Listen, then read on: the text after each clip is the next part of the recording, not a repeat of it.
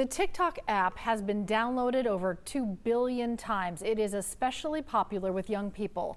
That is the reach doctors are worried about when it comes to a dangerous challenge that has now resurfaced specifically on TikTok. It's the blackout challenge, or the choking game. Someone endures choking to the point of passing out to get a temporary high. Doctors at Children's Healthcare of Atlanta warn it can lead to death or permanent brain damage.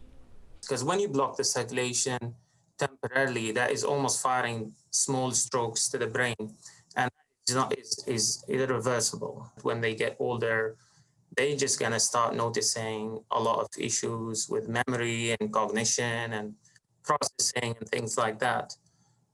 They're really putting their future at risk. A 12-year-old in Colorado recently died from this challenge. His parents say they had no idea he'd been doing the choking game.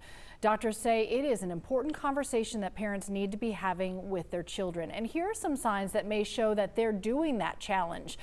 They might be having headaches, getting dizzy, a little bit of trouble seeing, and some spots on their face from poor circulation.